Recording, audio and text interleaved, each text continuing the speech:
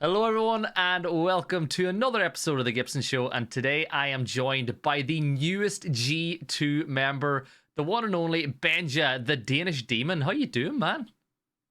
I'm good. How are you? I'm doing good, thanks. It's been you're very young, but it's been a fun couple of years so far. You've gone all the way from tier 4 to, about to hop on a plane tomorrow to fly to LA of all places to get ready for SI. It's been fun. Definitely. So we'll kick it off. So, Benja, obviously, you're one of the newer players to the Tier 1 EU scene. You started playing last year, and then you've now made the move to G2. And I suppose a lot of people who've watched Tier 1 Siege know that you're incredibly mechanically gifted. But the question was always, where were you going to play? Like, which team would be the best team to kind of show that to the world? You've recently made a move to G2, who are one of the biggest orgs in all of esports. How did that whole move come around? Because obviously you said you were a free agent, and then the rumor started and was like, oh, Benja, G2, Benja's going to G2. Was there any other teams in the bidding, or did you have your heart kind of set on moving to G2 from day one? I mean, I had the options between three teams basically. When basically a week after I went looking for team, I had like three options, and then Mm-hmm. it was just to like think about which team will be better for me. Mm-hmm. And yeah, then you also need to have like the buyout on like the two orgs need to talk together and Mm-hmm. stuff. So yeah. And what was it about G2 that made you want to play for them? Was it the players that were there, getting to play with the likes of Doki and Virtue? Or was there more factors to it? Like, was it what the org was offering you behind the scenes? Because a lot of people, when they hear G2's looking for them, will be like, where's the contract? Where do I sign? I mean, for me, it was like not about like how big the organization's name was or anything like that. It was Mm-hmm. just like where I thought I could win trophies. So Mm-hmm. it was more the players on the different teams that made me decide which team I would go to. So you've been with the team now a little bit. You've done some scrims, you've been practicing, but as we said, tomorrow you're going to fly off for a boot camp ahead of SI, and you're going to a part of the world that's there's been a lot of people have on their bucket list that you want to travel to. How excited are you to head out to LA for a couple of weeks with your new teammates? I mean, I'm excited to meet my new teammates, but like I really could not care less if it was in like LA or it was in Berlin or Mm-hmm. wherever it was. Like for me, that's not where my focus is. It's just like to get to know my team and practice with them basically. And with your new teammates, obviously you're going to know them a lot already. You've played against them a few times. I'm pretty sure you've probably played FPL and queued with some of them. Which of them were you most excited to actually team up with? Because let's be real, G2 is a team of characters. We love Doki. We love the way he goes on socials. He's a bit of crack. Like, who were you really looking forward to playing with? Like all of them, I would say. Like I didn't have any like specific players. It was Mm-hmm. just like all of them. Mm-hmm. So now with that, SI is only a month away, and you're one of the already qualified EU teams, which is looking pretty strong. Obviously you've got Koi. They won a major this year that are going over there. You've got the BDS roster. They've very recently won an SI as well. But G2 are an org that historically are massive when it comes to Six Invitationals. They've won it all before. A former, a compatriot of yours and Pengu was a massive part of that success. Do you think that the roster with you on it now and the way that they're making moves, do you think G2 can get back to the pinnacle, the summit of Siege? Yeah, I think I'm the glue. Mm-hmm. So we're gonna get back to the top. Yeah, I'm excited. So let's talk about your career then. So you're obviously still very young. A lot of people around your age are coming through. We're seeing so many mechanically gifted players, but it all starts somewhere. So whenever you started playing on your PC or whether it was Xbox, at what point did you start to think, I could potentially do this professionally? Or when did people start maybe saying to you, have you considered playing competitive? I mean, I've been said it since I was 14, but I think it was like basically first when Kovana back then contacted me that other people also, like thought I could. But Mm-hmm. like yeah, so me from I was 14 and others from like basically 1 month before I got 18. And before you were able to play comp, you played on a little bit of a youth super team. You know, you look at some of the guys that you've played with now, and most of you have gone on to do big things. One of them, of course, being Spoit. I know that you two get on pretty well. Was it? Do you think it was like, was it weird for you at the fact that you made the jump up to tier 1 and then you kind of had to wait for him to make the jump because of his age, or were you happy to make that jump from tier 4 into the highest level? Yeah, I mean, I was happy. I didn't thought so much about my old teammates, you know, like what they were doing at that point. So yeah. Yeah. So another question I have, and this is one that I really want to ask, and it's, a lot of people might know this, but your brother is a competitive esports player as well, and he played in Overwatch. Now, that would kind of tell me that maybe when you were growing up, there was a little bit of competition when it came to gaming in your house, because obviously he would have been the older brother. Have you always been better than him for as long as you can remember games, or like what was it like growing up in a house where you have two pro players playing in different games? I mean, to be honest, like the first couple of years, he was the only guy in my house who was playing computer, and I was playing like football. And then basically, I also got a PC, and he was professional. And then, you know, I just started slowly to play. So I think like computer-wise, he have always been a bit better, but it changed now, you know. Yeah. And did you get much advice from him? Because obviously he was a pro player before you. Like, would you have gone to him if you had questions about moving into the scene when it came to contracts? Like, how much of a good influence had he been since he had been through it all before? I mean, definitely in the start. Like he helped a lot. And is he got a? Do you think he's got a good future ahead of say he's as a Pep or something in Overwatch? Is the team that he's playing for Oh at the minute? no, No, not anymore, not no, he's anymore. retired. No, he's not retired, but like he definitely like took a step back. Like he was in, you know, Overwatch League, and then like now he took a step back in basically I think what you will compare with like Challenger League and Rainbow Six Siege. So let's talk a bit about you then. And obviously you're coming from a country where there's obviously Pengu, one of the greatest of all time. You know, a lot of people would debate whether it's between him or Canadian. Everyone has their own person in mind. And I want to talk about your kind of personal goals. Like, for you, when you look at Siege, is there any goals that you have as an individual? So obviously as a team, you want to win an SI, you want to win majors.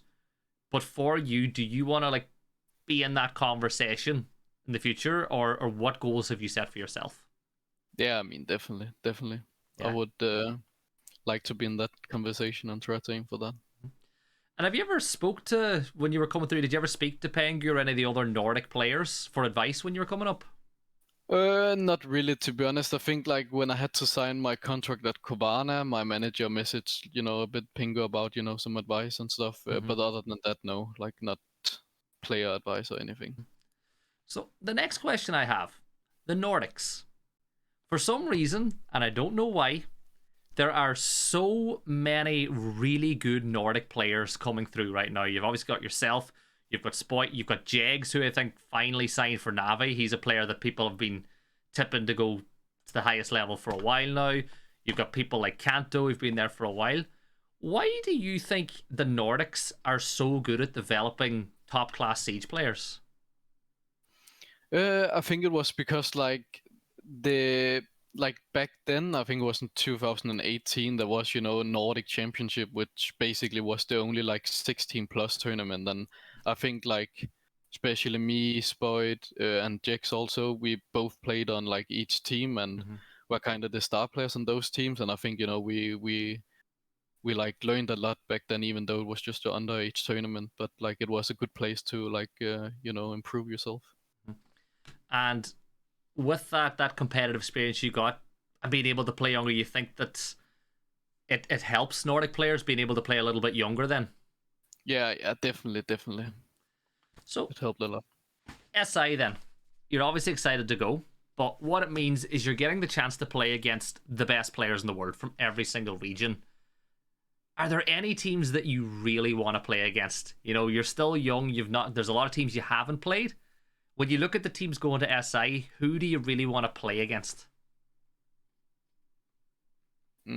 Oh, that's a good question. Like, I think I have played against like most of the teams who like, you know, has a big name. Like I played against Liquid, TSM at the like Sweden major, and then in like Charlotte I played against Dark Zero, which back then was a big thing for me.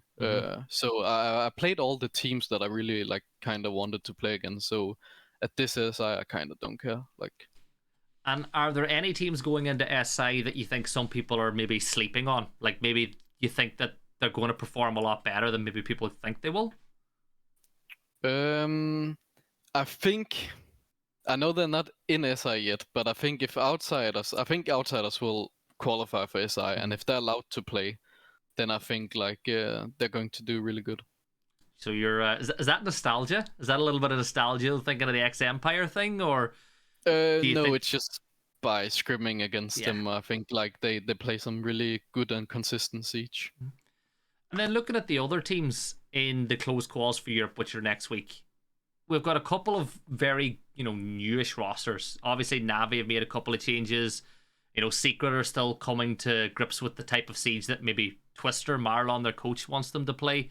And then, of course, you've got Makers, who are kind of everybody's favorite underdog. It's one of those things nobody outside of the teams that are there would be disappointed if Makers made another run. Looking at those four teams, you obviously think outsiders are the strongest of them. But is it close? Like, do you think Navi, Secret, or MKers could potentially cause a bit of an upset? I mean, the funny thing about being a pro and then watch the games is basically like you have kind of information by scrimming against them, like who is really good at the moment and who's not. So I will say, like, basically before yesterday, I would have said that Navi also had a like pretty good chance to make it, but like after yesterday, I'm not that sure. So yeah, I think outsiders number one without a doubt. It's gonna be funny if they don't make it, but I think outsiders number one, and then I think like Navi a bit under, and then MKers and Secret like under Navi. Yeah. But it will not surprise me if they also win against Navi. Yeah, well, I'm excited. So I want to talk about players now a little bit, and this is something that I've been asking all the players, and it's kind of questions like, which player do you love playing against? Like, you just think every time you get in a gunfight with them, it's like, yep, I've got them. They're in my back pocket every day. Is there anyone in EU that you just always find that when you get into gunfights, you always seem to beat them? I mean, I think when I started in Kovana, there was like definitely like some of the hard supports on every team. Like they literally had like really bad gun skill, but they are now like kind of all of them changed out. So I think like there's not any players where you go in a gunfight and then you will win it easy. But like, so not anymore. But there was definitely like back in the days. And what about players that you don't like getting into gunfights with? Is there any, is it like Spoit or EFAC that you don't like getting in gunfights with, or is there just someone else out there that maybe you wouldn't think of that you just find really frustrating to play against?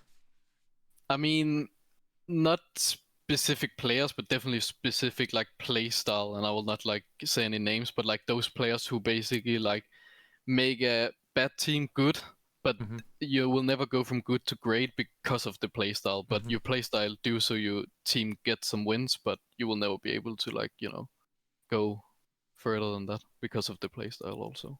Yeah, it was one of my previous interviews. I can't remember if it was Spoit or if it was maybe Leader, but he was saying EFAC is so hard to play against because if you try to rat, he can sniff you out. For some reason, he knows when you're trying to flank or get in behind.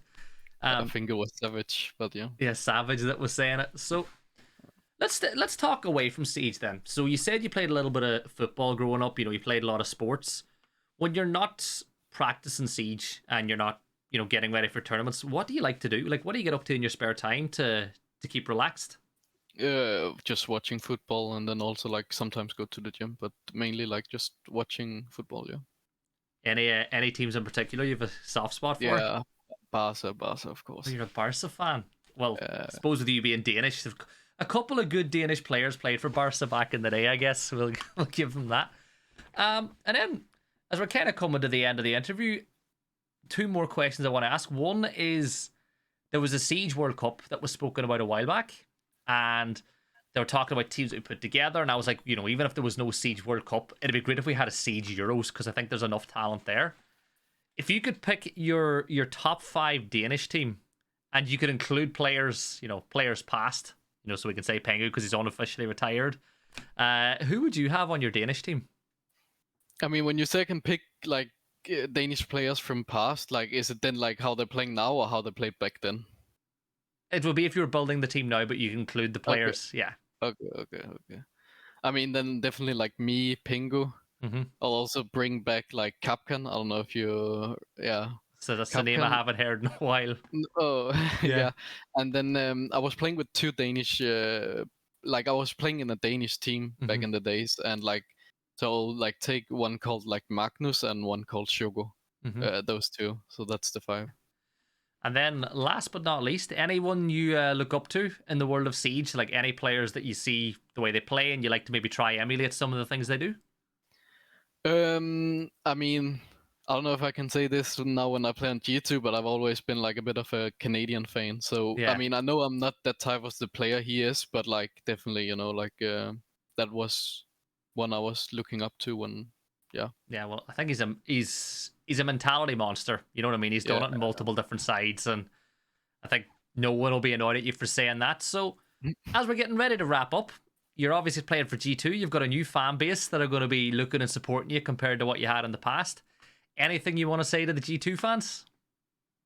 No, just like hope you guys are as excited for SI as me because I think we can do like great things. Hopefully. I'm excited. Well, guys, if you haven't already, please make sure to give Benja a follow on all of his socials. And, if that's if you want to keep up to everything that he and G2 are getting up to. But that's it for another episode of the Gibson Show. I hope you've all had a good time, and we'll talk to you all later.